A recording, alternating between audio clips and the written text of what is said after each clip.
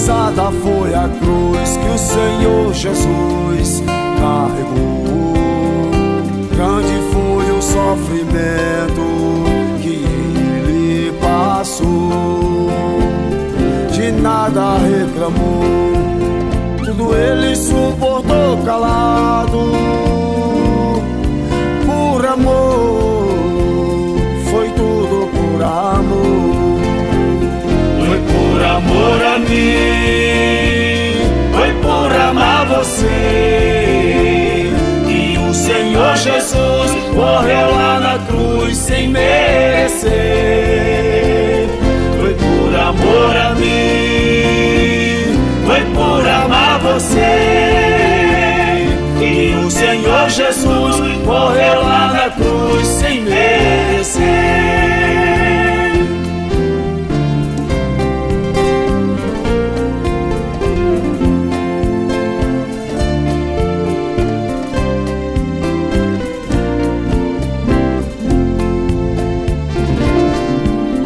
Pela via dolorosa passou, vários tombos levou, mas não desistiu.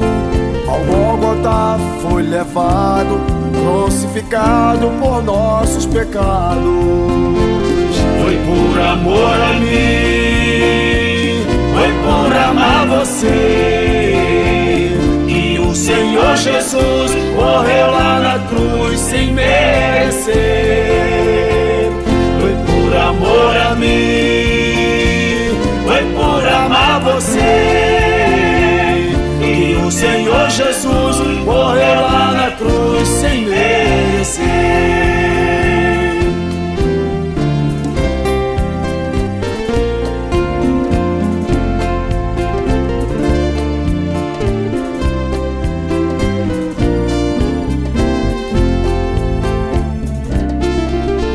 Por causa do peso da cruz, os ombros de Jesus ficaram feridos, suas costas retalhadas pelas chicotadas que ele levava.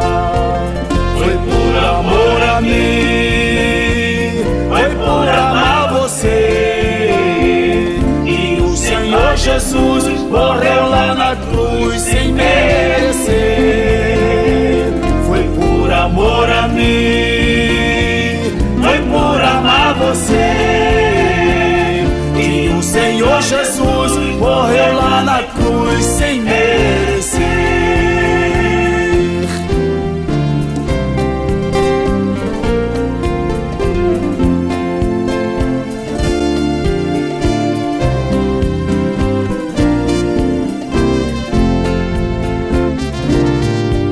Jesus passou por tudo isso e ainda perdoou.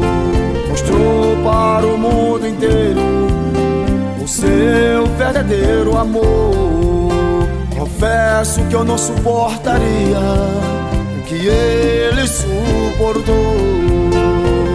Foi por amor a mim, foi por amar você, que o Senhor Jesus morreu lá na cruz sem merecer.